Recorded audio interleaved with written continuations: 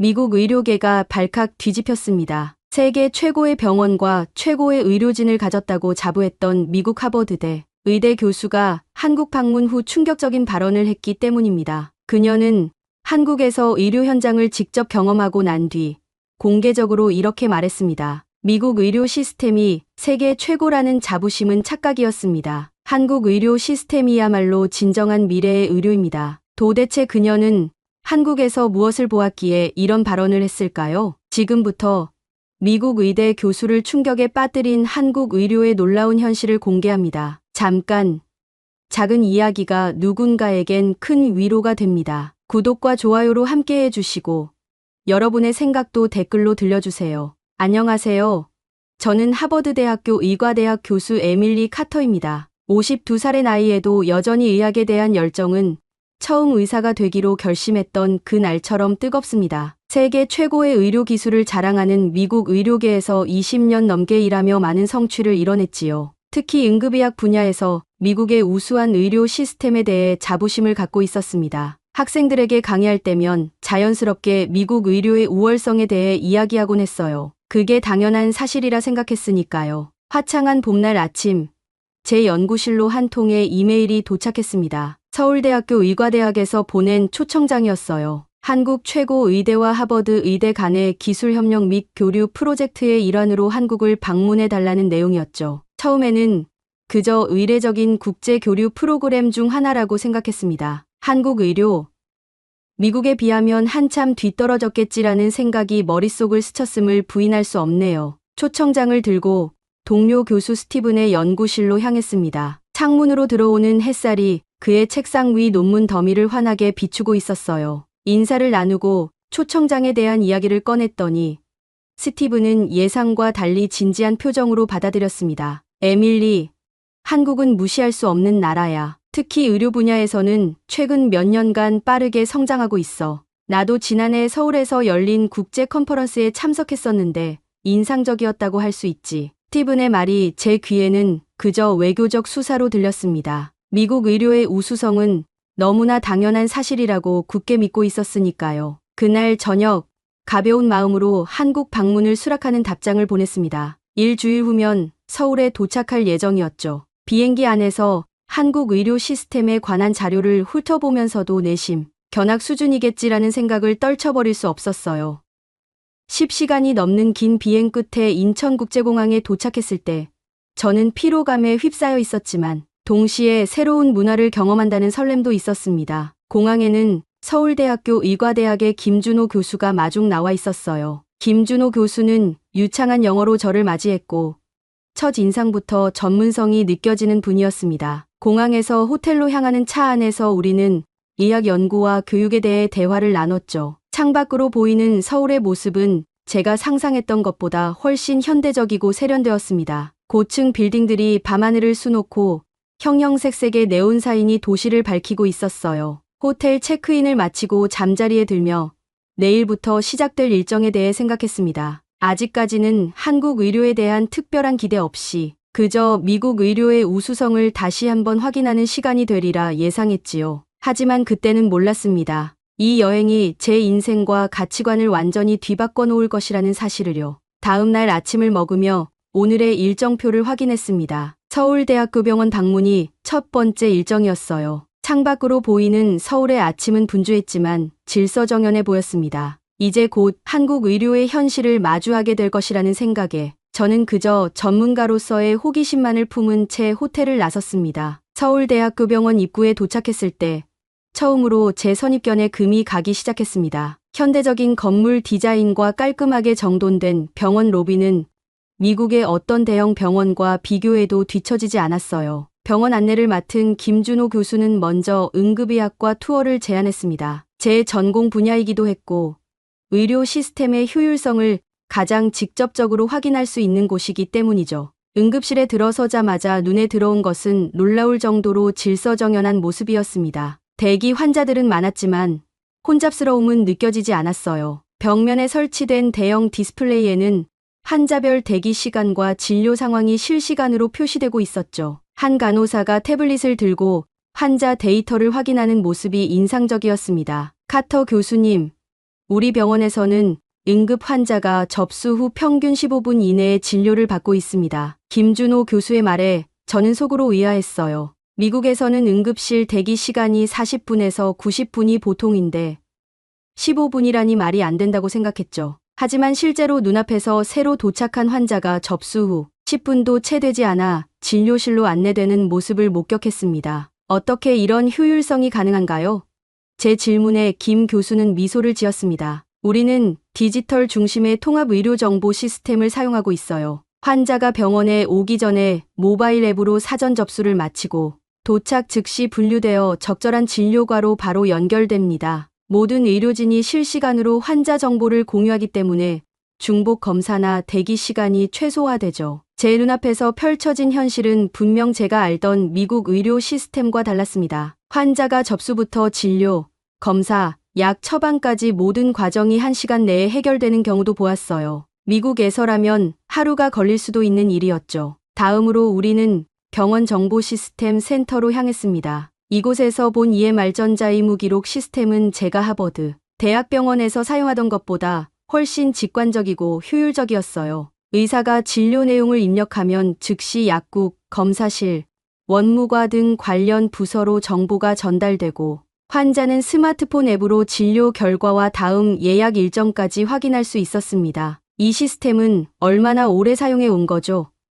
제 질문에 담당자는 자랑스럽게 답했습니다. 이 통합 시스템은 5년 전부터 사용해 왔어요. 우리 병원은 HIMSS EMRAM 7단계를 획득한 병원입니다. 아시다시피 이는 병원 디지털화의 최고 수준을 의미하죠. HIMSS EMRAM 7단계라니. 미국에서도 극소수의 병원만이 도달한 수준이었습니다. 더 놀라운 것은 한국이 이런 최고 수준 병원을 전 세계에서 가장 많이 보유한 국가라는 사실이었어요. 점심시간, 병원 식당에서 한국 의료진들과 대화하며 또 다른 충격을 받았습니다. 코로나19 팬데믹 당시 한국의 대응에 관한 이야기를 들었기 때문이에요. 미국에서는 약 110만 명이 코로나로 사망했지만 한국은 인구 대비 압도적으로 낮은 3만 명 정도의 사망자를 기록했다는 사실이 믿기지 않았습니다. 정말 믿을 수 없는 숫자네요. 어떻게 이런 결과가 가능했던 거죠?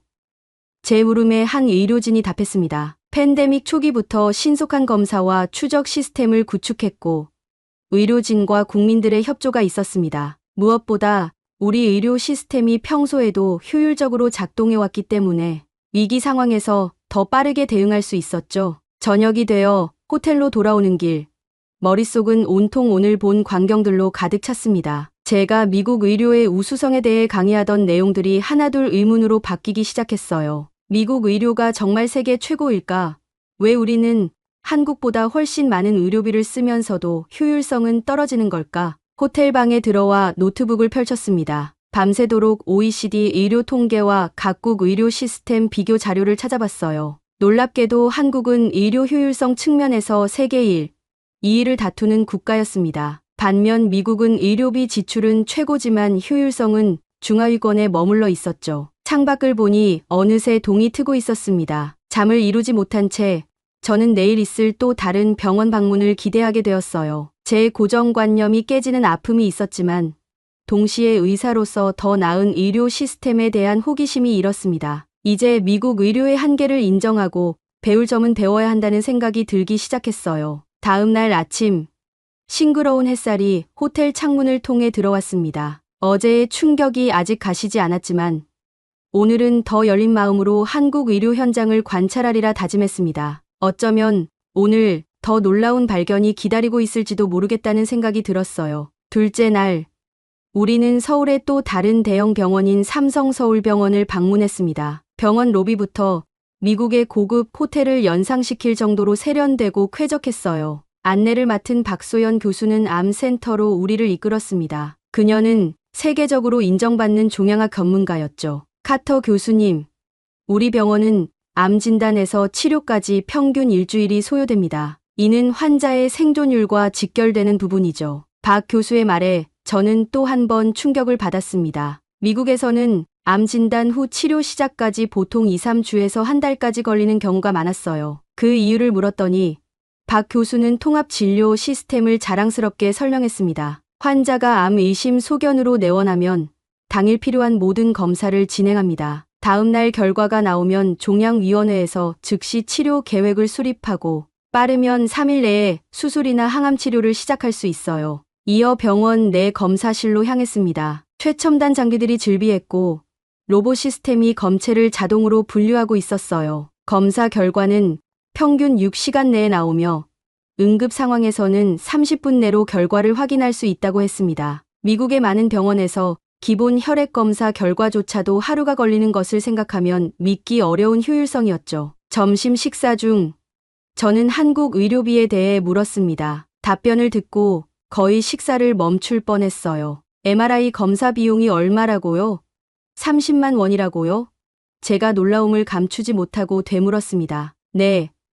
한국 돈으로 30만 원이니 미국 달러로는 약 250달러 정도 됩니다. 건강보험이 적용되면 환자 부담은 그중 2알에서 3알 정도고요. 미국에서 MRI 한 번 찍는데 보통 2,000달러에서 3,000달러가 넘는 것을 생각하면 약 10분의 1 수준이었습니다. 게다가 환자 부담은 그보다 훨씬 적다니 이건 완전히 다른 세계였어요. 오후에는 병원의 예방의학센터를 방문했습니다. 여기서 또 한 가지 놀라운 사실을 알게 되었어요. 한국은 국가 차원의 암검진 프로그램을 운영하고 있었고 국민들은 거의 무료로 기본적인 암검진을 받을 수 있었습니다. 이 덕분에 조기 발견률이 높고 암 생존율도 미국보다 높은 경우가 많았어요. 이렇게 저렴한 비용으로 어떻게 양질의 의료 서비스가 가능한가요? 제 질문에 박 교수는 진지하게 답했습니다.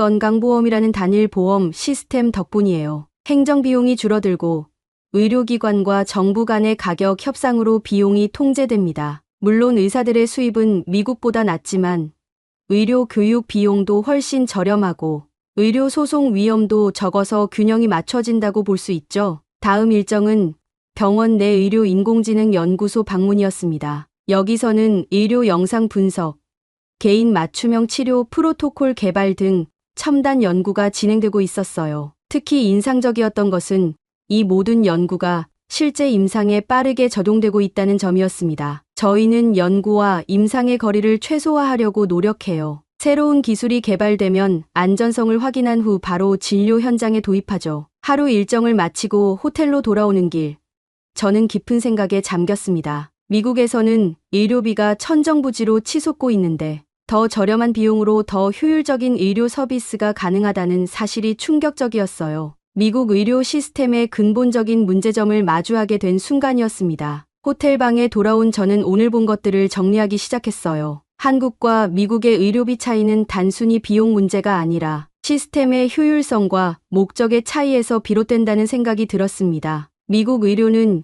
이윤 추구가 큰 동기가 되지만 한국은 공공성과 접근성에 더 무게를 두는 듯했어요. 창밖으로 서울의 밤 풍경을 바라보며 제 마음속에는 불편한 감정이 일었습니다. 그동안 제가 미국 의료의 우수성에 대해 너무 맹목적이었던 것은 아닐까? 환자에게 진정으로 중요한 것은 최첨단 기술이 아니라 접근성 높고 효율적인 의료 서비스가 아닐까? 이런 질문들이 머릿속을 맴돌았습니다. 다음 날은 실제 임상 현장을 더 가까이에서 보기 위해 응급실 당직을 참관하기로 했어요. 잠자리에 들며 내일은 또 어떤 충격적인 발견이 기다리고 있을지 기대와 두려움이 교차했습니다. 미국 의료의 한계를 직시하는 과정은 고통스럽지만 의사로서 더 나은 의료 시스템을 위해 필요한 여정이라는 생각이 들었어요. 셋째 날 아침, 저는 병원 응급실에서 24시간 당직을 서는 의료진을 따라다니기로 했습니다. 의사 가운을 빌려 입고 응급실로 향했어요. 이 현장 경험은 제게 한국 의료 시스템의 현실을 더욱 생생하게 보여줄 것이라 기대했습니다. 응급실에 도착하니 이미 환자들로 붐비고 있었어요. 당직 책임자인 정태영 의사가 저를 반갑게 맞이했습니다. 30대 중반으로 보이는 정 의사는 피곤해 보였지만 환자를 대하는 태도는 놀라울 정도로 친절하고 전문적이었어요. 카터 교수님, 오늘 저희 일상을 경험해 보세요. 질문이 있으시면 언제든 말씀해 주세요. 첫 환자는 심장발작 증상을 보이는 70살 노인이었습니다. 환자가 응급실에 도착한 지 불과 5분 만에 심전도 검사가 이루어졌고 10분 이내에 심장 전문의가 호출되었어요. 30분도 채 되지 않아 환자는 이미 심장 시술실로 이동하고 있었습니다. 이런 신속함은 미국에서도 최고 수준의 대학병원에서나 볼 수 있는 효율성이었죠. 정 선생님, 늘 이렇게 빠른가요? 제 질문에 그는 고개를 끄덕였습니다. 네.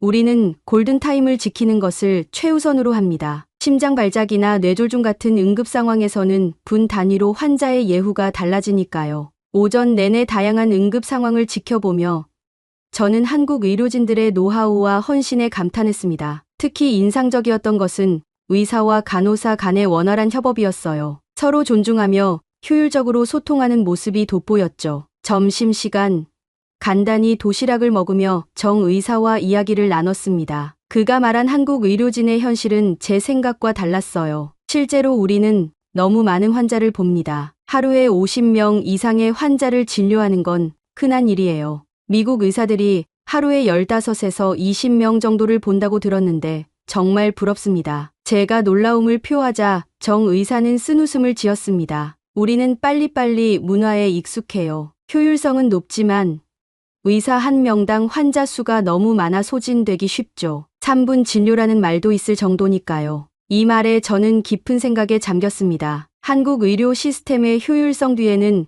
의료진의 희생과 노력이 있었던 거죠. 완벽한 시스템은 없으며 모든 곳에는 장단점이 있다는 사실을 다시 한번 깨달았어요. 오후에는 중증 외상 환자가 헬리콥터로 이송되어 왔습니다. 교통사고로 다발성 골절과 내부 출혈이 의심되는 환자였어요. 응급실 전체가 일사불란하게 움직이는 모습이 마치 완벽하게 짜인 오케스트라 같았습니다. 외상팀이 즉시 소집되었고 환자는 곧바로 수술실로 이동했어요. 이런 중증 외상 환자의 생존율은 어떻습니까? 제가 묻자 정 의사는 자신 있게 답했습니다. 최근 통계로는 85% 이상입니다. 10년 전에 비해 20% 이상 향상되었죠. 외상센터 시스템 구축과 헬리콥터 이송 체계 덕분이에요. 저녁이 되자 응급실은 더욱 분주해졌습니다. 정 의사는 12시간째 근무 중이었지만 여전히 에너지 넘치는 모습으로 환자를 진료했어요. 그의 체력과 집중력에 존경심이 들었습니다. 보통 얼마나 자주 당직을 서나요? 제 질문에 정 의사는 피곤한 눈으로 대답했습니다. 일주일에 2번 정도요. 사실 정식 당직이 아닌 날에도 늦게까지 일하는 경우가 많아요. 지난달에는 이틀 연속 36시간 근무한 적도 있었죠. 이 말을 듣고 저는 한국 의료진들의 헌신적인 모습에 더욱 감동했습니다. 그들은 개인적인 시간과 건강을 희생하면서까지 환자를 돌보고 있었어요. 미국에서는 엄격한 근무 시간 제한이 있어 이런 장시간 근무는 상상하기 어려웠죠. 밤이 깊어갈수록 응급실은 조금씩 조용해졌습니다. 자정이 지나자 잠시 한가한 시간이 찾아왔어요. 정 의사는 이때를 놓치지 않고 차트 기록을 업데이트했습니다. 컴퓨터 앞에 앉아 빠르게 타이핑하는 그의 모습이 인상적이었어요. 기록 작성도 매우 효율적이네요. 제가 말하자 정 의사는 고개를 끄덕였습니다. EMR 시스템이 잘 되어 있어서 다행이죠. 템플릿을 활용하면 시간을 많이 절약할 수 있어요. 미국은 의료 기록 작성에 더 많은 시간을 쓴다고 들었습니다. 새벽 2시 갑작스러운 코드 블루 심정지 상황가 발생했습니다. 중환자실에서 치료 중이던 환자의 심장이 멈춘 것이었어요. 의료진 모두가 신속하게 대응했고 15분간의 심폐소생술 끝에 환자의 심장이 다시 뛰기 시작했습니다. 생사의 갈림길에서 보여준 의료진의 전문성과 침착함에 저는 깊은 감동을 받았어요. 아침이 밝아오며 제24시간 관찰도 끝나갔습니다. 정 의사는 차트 작성을 마무리하고 다음 담당자에게 인계를 했어요. 그의 눈은 충혈되어 있었지만 환자에 대한 정확한 정보를 빠짐없이 전달했습니다. 정 선생님, 정말 대단하십니다. 이런 강도 높은 근무를 어떻게 감당하시나요? 제 질문에 그는 잠시 생각하더니 진솔하게 답했습니다. 솔직히 쉽지 않아요. 하지만 누군가는 해야 할 일이니까요. 환자가 회복되는 모습을 볼 때 모든 피로가 보상받는 느낌입니다. 이 말을 듣는 순간 제 가슴 속에 무언가가 울렸습니다. 국적과 시스템의 차이를 넘어 우리 모두는 환자의 건강을 위해 최선을 다하는 같은 의사였어요. 그렇게 저는 한국 의료 시스템에 대한 또 다른 측면, 바로 의료진의 헌신과 열정을 보게 되었습니다. 넷째 날, 저는 한국의 1차 의료 현장을 경험하기 위해 서울 외곽에 위치한 지역의원을 방문했습니다. 대형 병원만 보는 것이 아니라 일상적인 의료 서비스가 어떻게 제공되는지 알고 싶었어요. 작은 동네 의원에 들어서자 아담하지만 깔끔한 공간이 눈에 들어왔습니다. 놀랍게도 이곳에도 첨단 디지털 시스템이 갖춰져 있었어요. 환자들은 스마트폰 앱으로 접수하고 순서를 확인할 수 있었죠. 대기실에는 30명 가까운 환자들이 있었지만 놀라울 정도로 빠르게 진료가 이루어지고 있었습니다. 보통 환자 한 명당 진료 시간이 얼마나 되나요? 제가 의원장 김민수 의사에게 물었습니다. 평균 5분에서 10분 정도입니다. 미국에 비하면 매우 짧죠. 하지만 우리는 자주 내원하는 문화가 있어요. 환자들이 조금만 이상해도 바로 찾아오고 진료비 부담도 적기 때문에 필요하면 2, 3일 후에 다시 오라고 할 수 있습니다. 이것은 미국과 완전히 다른 접근법이었어요. 미국에서는 의사를 만나기까지 평균 20일 이상 기다려야 하고 한 번 방문하면 최소 30분 이상 진료를 받지만 비용 부담 때문에 쉽게 재방문하지 못하는 현실이었죠. 점심시간, 김 의사는 계속해서 환자를 보고 있었습니다. 도시락을 먹으며 차트를 검토하는 그의 모습에서 한국 의사들의 바쁜 일상을 엿볼 수 있었어요. 이렇게 많은 환자를 보면 질적인 측면에서 문제가 있지 않나요? 제 솔직한 질문에 김 의사는 깊은 생각에 잠겼습니다. 분명 더 많은 시간을 할애하면 좋겠죠. 하지만 현실적으로 환자들의 접근성과 의료의 질 사이에서 균형을 찾아야 해요. 우리 시스템은 누구나 쉽게 의사를 만날 수 있다는 장점이 있습니다. 심각한 질환이 의심되면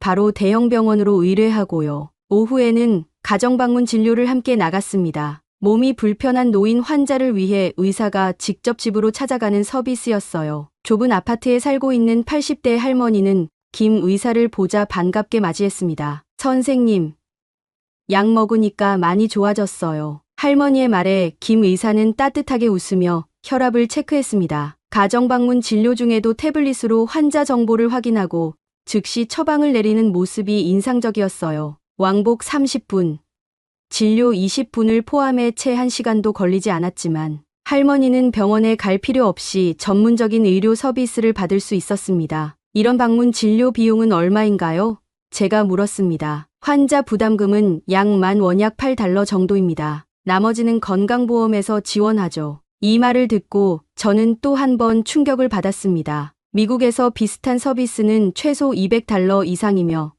대부분의 보험이 커버하지 않는 경우가 많았어요. 저녁에는 김 의사의 초대로 그의 가족과 함께 식사를 하게 되었습니다. 그의 아내 역시 의사였고 두 아이는 중학생과 고등학생이었어요. 가정에서의 편안한 대화 속에서 한국 의사들의 일상과 고민을 더 깊이 이해할 수 있었습니다. 미국 의사들의 수입이 우리보다 몇 배는 높다고 들었어요. 부럽습니다. 김 의사의 아내가 웃으며 말했습니다. 하지만 미국에서는 의대 교육비가 천문학적이고 의료 소송 위험도 크죠. 의사가 되기까지의 투자와 리스크를 생각하면 당연한 보상일 수 있어요. 제가 답했습니다. 김 의사는 고개를 끄덕이며 말했습니다. 최근 한국에서도 의사들의 처우 개선에 대한 목소리가 커지고 있어요. 특히 젊은 의사들은 일과 삶의 균형을 중요시하죠. 하지만 환자에 대한 책임감과 사명감은 여전히 강합니다. 식사를 마치고 호텔로 돌아오는 길, 저는 오늘 본 의료 현장들을 되새겨보았습니다. 한국의 의료 시스템이 완벽하진 않지만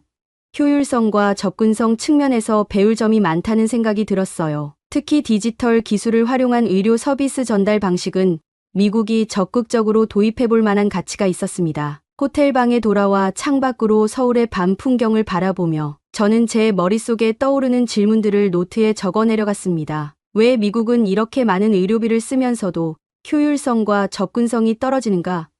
디지털 헬스케어 시스템을 어떻게 더 효과적으로 도입할 수 있을까? 한국의 장점을 미국 의료 시스템에 어떻게 접목할 수 있을까? 그동안 제가 가르쳐온 내용들이 얼마나 미국 중심적이었는지 깨닫게 되었습니다. 세계 최고의 의료 기술을 보유했다는 자부심 뒤에는 시스템적인 비효율성과 불평등이라는 그림자가 있었어요. 이제 저는 미국 의료의 장단점을 더 객관적으로 바라볼 수 있게 되었습니다. 다음 날은 한국 의료 정책 담당자들과의 간담회가 예정되어 있었습니다. 그들로부터 한국 의료 시스템의 역사와 발전 과정, 그리고 현재 직면한 과제들에 대해 듣고 싶었어요. 잠자리에 들며 저는 이 여행이 제 전문가적 시야를 넓히는 소중한 기회라는 것을 다시 한번 실감했습니다. 다섯째 날, 저는 한국보건복지부를 방문하여 의료 정책 담당자들과 간담회를 가졌습니다. 현대적인 정부 청사 건물에 들어서자 깔끔한 로비가 저를 맞이했어요. 국제협력과 이지원 과장이 안내를 맡았습니다. 회의실에는 다양한 부서에서 온 정책 담당자들이 모여 있었어요. 그들은 한국 의료 시스템의 발전 과정과 현재 정책 방향에 대해 상세히 설명해 주었습니다. 가장 인상적이었던 것은 전 국민건강보험 제도의 성공적인 정착 과정이었어요. 한국은 단 12해 만에 전 국민건강보험을 달성했습니다. 이는 세계적으로도 유례없는 빠른 속도였죠. 보건정책국 김도현 국장의 말에 저는 깊은 관심을 보였습니다. 어떻게 그렇게 빠르게 전 국민보험을 실현할 수 있었나요? 제 질문에 김 국장은 자신감 있게 답했습니다. 정부의 강력한 의지와 국민들의 건강에 대한 높은 관심이 결합된 결과입니다. 처음에는 많은 반대와 어려움이 있었지만 단계적 확대 전략으로 성공할 수 있었어요. 물론 지금도 보장성 강화는 계속되는 과제입니다. 한국의 의료보험 시스템은 미국의 복잡한 다보험자 체계와 달리 단일 보험자 모델을 채택하고 있었습니다. 이로 인해 행정비용이 크게 절감되고 의료 서비스 가격 협상에서도 유리한 이치를 확보할 수 있었다고 해요. 전 국민의 97%가 건강보험에 가입되어 있고 나머지는 의료급여로 보장받는다는 설명을 들으며 미국의 보험 미가입자 문제가 얼마나 심각한지 새삼 느끼게 되었습니다. 점심시간 담당자들과 함께한 식사 자리에서 더 솔직한 대화가 오갔습니다. 한국 의료 시스템의 당면 과제에 대해 물었더니 예상치 못한 답변이 돌아왔어요. 사실 저출산 고령화로 인한 재정 부담이 가장 큰 문제입니다. 지금의 보험료와 정부 지원으로는 미래 의료비를 감당하기 어려울 수 있어요. 건강보험 정책과 박지영 과장의 솔직한 고백이었습니다. 또한 의사들의 지역 분포 불균형 문제도 심각했습니다. 서울과 대도시의 의사들이 집중되면서 지방은 의료 인력 부족 현상이 나타나고 있었어요. 이는 미국의 농촌 지역 의사 부족 문제와 매우 유사했습니다. 오후에는 국민건강보험공단을 방문했습니다. 이곳에서는 방대한 의료 데이터를 어떻게 관리하고 활용하는지 볼 수 있었어요. 특히 빅데이터를 활용한 질병 예측과 예방 정책 수립은 매우 선진적이었습니다. 우리는 전 국민의 의료 이용 데이터를 익명화하여 분석합니다. 이를 통해 어떤 지역에 어떤 질병이 많이 발생하는지, 어떤 치료법이 더 효과적인지 파악할 수 있죠. 이 말을 들으며 저는 미국의 분절된 의료 데이터 시스템을 떠올렸습니다. 각각의 병원과 보험사가 별도의 데이터베이스를 운영하다 보니 통합적인 분석이 어려운 현실이었어요. 한국처럼 단일 시스템으로 관리된다면 얼마나 효율적일까 하는 생각이 들었습니다. 저녁에는 젊은 의사들과의 간담회가 마련되었습니다. 30대 초중반의 의사들이 모여 한국 의료의 현실에 대해 솔직한 의견을 나눴어요. 그들의 이야기 속에서 미국 의사들과 다르지 않은 고민과 열정을 발견할 수 있었습니다. 우리도 더 좋은 진료 환경과 적절한 보상을 원합니다. 하지만 그보다 더 중요한 건 환자들이 적시에 필요한 치료를 받을 수 있도록 하는 것이죠. 32살의 가정의학과 전문의 이수민 의사의 말이 가슴에 와닿았습니다. 대화를 나누다 보니 한국의 젊은 의사들이 최근 겪고 있는 어려움도 알게 되었어요. 과중한 업무량, 의료 소송 증가, 환자와의 관계 변화 등은 미국에서도 흔히 볼 수 있는 문제였습니다. 그럼에도 그들은 환자 중심의 의료 서비스를 제공하기 위해 노력하고 있었어요. 미국에 비해 우리는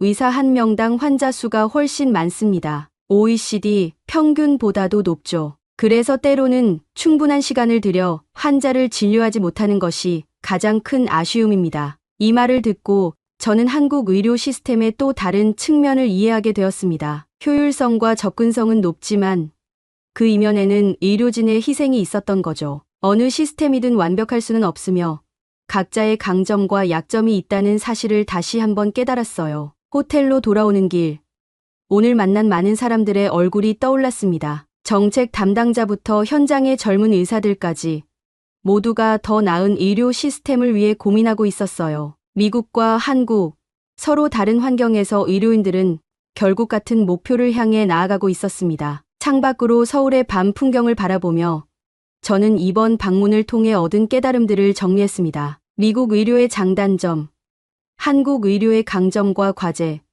그리고 두 시스템이 서로에게서 배울 수 있는 점들. 이 모든 것이 제 머릿속에서 새로운 통찰로 모여들고 있었어요. 내일은 마지막 일정으로 한국의료기기 연구소 방문이 예정되어 있었습니다. 그곳에서는 미래 의료 기술의 발전 방향을 볼 수 있을 것으로 기대되었어요. 잠자리에 들며 이 여행이 제 개인적 성찰을 넘어 미국 의료 시스템의 개선에도 작은 기여를 할 수 있기를 바랐습니다. 일주일 전만 해도 미국 의료의 우월성을 확신했던 제가 이제는 다른 나라의 좋은 점을 배우는 것의 중요성을 절실히 느끼고 있었습니다. 이것이야말로 진정한 전문가의 자세가 아닐까 생각하며 저는 내일의 일정을 기대하며 눈을 감았습니다. 마지막 날, 저는 한국보건산업진흥원 산하의료기기연구소를 방문했습니다. 이곳은 미래 의료 기술 개발의 최전선이라고 할 수 있는 곳이었어요. 첨단 연구 시설과 우수한 연구진들이 모인 곳에서 한국 의료 기술의 미래를 엿볼 수 있었습니다. 카터 교수님,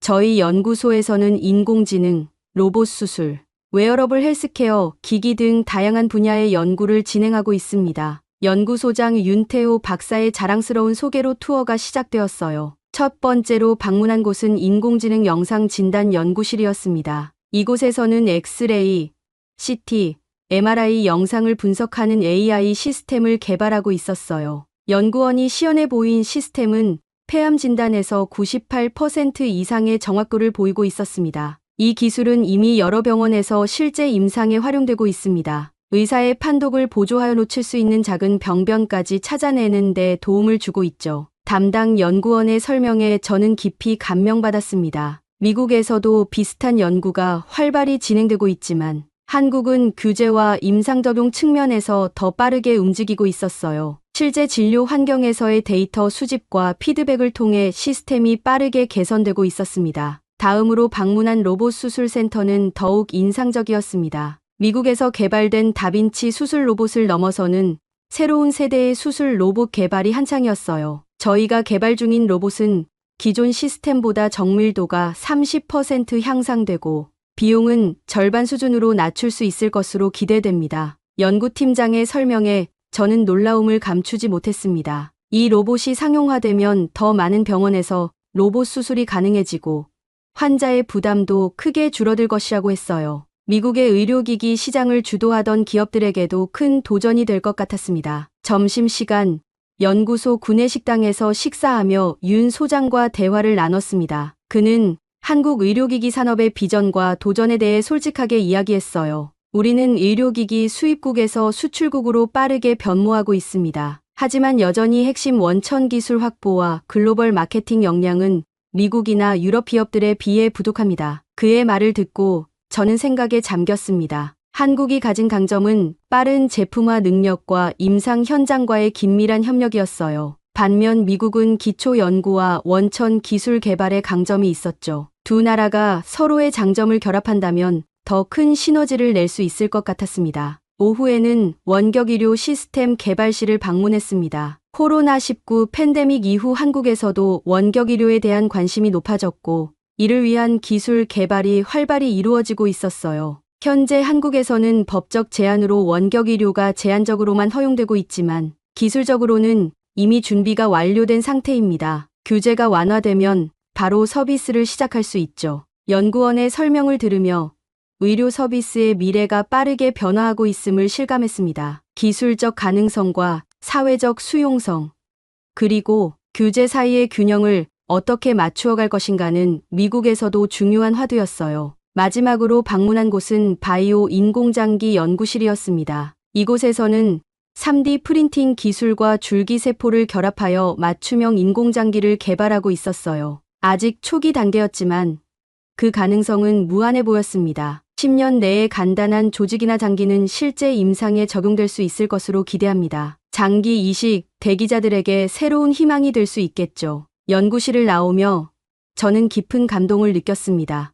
국적과 인종을 초월해 의학은 인류의 건강과 행복을 위한 공통된 목표를 향해 나아가고 있었어요. 한국과 미국, 그리고 전 세계 의료인들이 함께 협력한다면 더 빨리, 더 멀리 갈 수 있을 것이라는 확신이 들었습니다. 일주일간의 한국 방문 일정이 모두 끝났습니다. 호텔로 돌아와 짐을 정리하며 저는 이번 여행을 통해 얻은 깨달음들을 정리했어요. 미국으로 돌아가면 무엇을 어떻게 나눌지 구상하기 시작했습니다. 가장 먼저 하버드 의대 교수들과 학생들에게 한국 의료 시스템의 장점과 효율성에 대해 발표하고 싶었어요. 미국 중심적 사고에서 벗어나 다른 나라의 좋은 점을 배우고 적용하는 열린 자세가 필요하다는 메시지를 전하고 싶었습니다. 또한 미국 의료 정책 담당자들과 보험사 관계자들에게도 한국의 단일 보험자 모델과 디지털 헬스케어 시스템의 효율성을 소개하고 싶었어요. 미국 의료의 고비용 저효율 문제를 해결하기 위한 대안을 모색하는데 도움이 될 것이라 생각했습니다. 짐을 다 싸고 창밖을 바라보니 서울의 밤 풍경이 아름답게 빛나고 있었습니다. 일주일 전 가벼운 마음으로 왔던 이 도시가 이제는 제 인생에 큰 전환점을 준 소중한 장소로 기억될 것 같았어요. 한국 의료, 미국에 비하면 한참 뒤떨어졌겠지라고 생각했던 처음의 오만한 태도가 부끄러웠습니다. 진정한 전문가란 항상 배우려는 자세를 가진 사람이 아닐까 하는 생각이 들었어요. 이번 여행은 제게 의학적 지식뿐만 아니라 인간적 성숙함도 가져다준 소중한 경험이었습니다. 내일 아침 저는 인천국제공항을 통해 미국으로 돌아갑니다. 하지만 이것은 끝이 아니라 새로운 시작이 될 것이라고 느꼈어요. 한국에서 배운 것들을 미국 의료 시스템 개선에 어떻게 적용할 수 있을지, 그리고 양국 간의 의료 협력을 어떻게 강화할 수 있을지에 대한 생각들이 머릿속에서 꿈틀거리고 있었습니다. 잠자리에 들며 저는 마지막으로 감사의 마음을 되새겼습니다. 이 모든 경험을 가능하게 해준 한국의 의료진들, 정책 담당자들, 그리고 연구자들에게 그들의 환대와 열정, 그리고 전문성은 제 가슴 속에 깊이 새겨질 것이었습니다. 미국으로 돌아온 지 일주일이 지났습니다. 하버드대학교 의과대학 강당에는 학장을 비롯한 교수진과 학생들, 그리고 의료계 인사들이 가득 모였어요. 오늘은 제가 한국 방문 경험을 공유하는 특별 강연 날이었습니다. 강단에 서서 객석을 바라보니 익숙한 얼굴들 사이에 호기심과 기대, 그리고 일부 의구심이 담긴 표정들이 보였어요. 존경하는 동료 여러분, 그리고 학생 여러분, 오늘 저는 지난 한 달간 제 전문가적 세계관을 완전히 바꾸어 놓은 경험에 대해 이야기하려 합니다. 그렇게 저는 한국 의료 시스템에 대한 발표를 시작했습니다. 객관적인 데이터와 직접 경험한 사례들을 중심으로 한국 의료의 효율성과 접근성, 그리고 디지털 혁신에 대해 설명했어요. 청중들의 표정이 점점 놀라움으로 바뀌어가는 것이 느껴졌습니다. 우리 미국 의료는 고비용 저효율에 머물러 있습니다. 의료비는 한국의 약 5에서 10배에 달하지만 응급실 대기 시간, 의사 접근성, 예방의료 측면에서는 오히려 뒤처져 있습니다. 우리가 배워야 할 의료 모델은 바로 한국입니다. 이 말을 하는 순간 청중 사이에서 웅성거림이 일었습니다. 특히 의과대학 학장 마이클 피터슨 교수의 얼굴이 붉어지는 것이 보였어요. 그는 미국 의료의 우수성을 강조해온 대표적인 인물이었으니까요. 발표가 끝나고 질의응답 시간, 예상대로 피터슨 학장이 첫 번째 질문을 던졌습니다. 카터 교수, 당신의 발표는 미국 의료의 근본적 가치를 폄하하는 것으로 들립니다. 미국은 세계 최고의 의학 연구와 의료 기술을 보유하고 있습니다. 이런 우리의 강점은 어떻게 설명하시겠습니까? 저는 심호흡을 하고 침착하게 대답했습니다. 학장님, 저는 미국 의료의 강점을 부정하는 것이 아닙니다.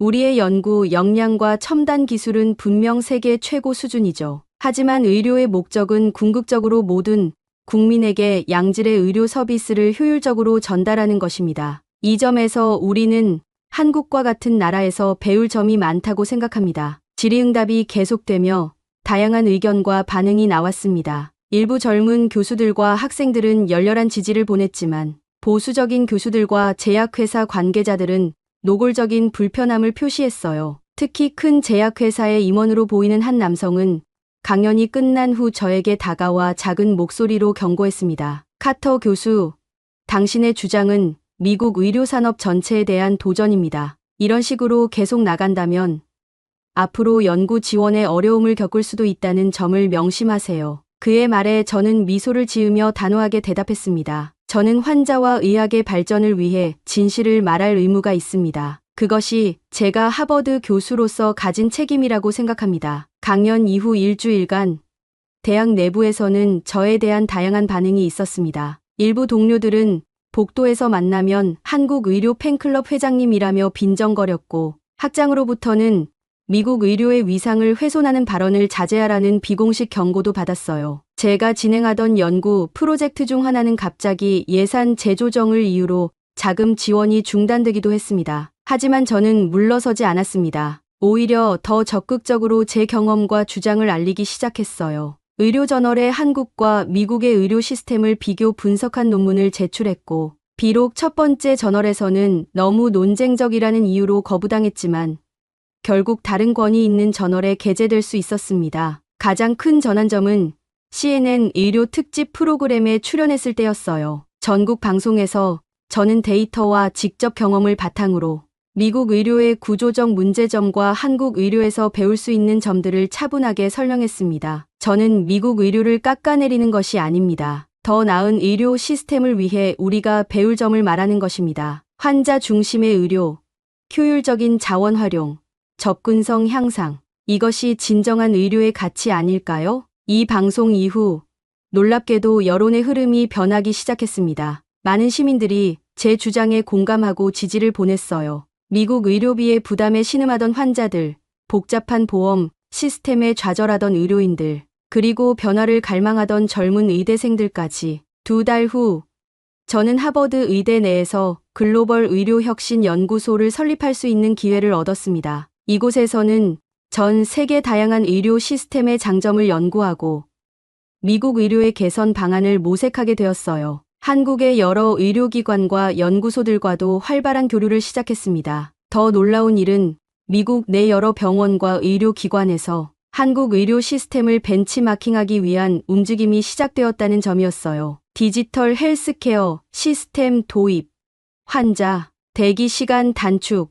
행정 절차 간소화 등 실질적인 변화들이 일어나기 시작했습니다. 1년 후, 저는 다시 한국을 방문할 기회가 있었습니다. 이번에는 미국 의료계 대표단을 이끌고 간 공식 방문이었어요. 서울대학교 병원에서 열린 환영 행사에서 김준호 교수는 웃으며 제게 말했습니다. 카터 교수님, 1년 전 처음 뵈었을 때 이렇게 큰 변화가 일어날 줄은 상상도 못했습니다. 교수님 덕분에 한국 의료에 대한 국제적 인식이 크게 높아졌어요. 저는 미소를 지으며 답했습니다. 제가 한 일은 그저 진실을 말한 것뿐입니다. 한국 의료의 우수성은 이미 거기에 있었어요. 저는 단지 그것을 미국 동료들에게 전한 것뿐이죠. 그날 저녁, 한강이 내려다 보이는 레스토랑에서 환영 만찬이 열렸습니다. 창밖으로 서울의 화려한 야경이 펼쳐져 있었어요. 와인잔을 들고 건배하며 저는 1년 전 이 도시에 처음 왔을 때의 오만했던 자신을 떠올렸습니다. 한국 의료, 미국에 비하면 한참 뒤떨어졌겠지라고 생각했던 그때의 저와 지금 이 자리에 서 있는 제가 얼마나 달라졌는지 새삼 느껴졌어요. 세상을 바라보는 시각, 전문가로서의 책임감, 그리고 인간적 겸손함까지 모든 것이 변화했습니다. 미국과 한국, 두 나라의 의료인들이 함께 모여 서로의 경험과 지식을 나누는 모습을 보며 저는 희망을 느꼈습니다. 어떤 나라든 완벽한 의료 시스템은 없지만 서로에게서 배우고 협력한다면 모두에게 더 나은 미래를 만들 수 있을 것이라고 믿었어요. 이제 저는 세계 각국의 의료 시스템을 연구하고 그 장점들을 결합한 새로운 의료 모델을 제시하는 일에 제 남은 경력을 바치기로 결심했습니다. 국경과 문화를 넘어 모든 사람이 양질의 의료 서비스를 받을 수 있는 세상을 만드는 데 기여하고 싶었어요. 창밖의 서울 밤하늘을 바라보며 저는 다짐했습니다. 한국 방문을 통해 얻은 이 소중한 깨달음을 결코 잊지 않겠다고. 그리고 더 나은 의료의 미래를 위해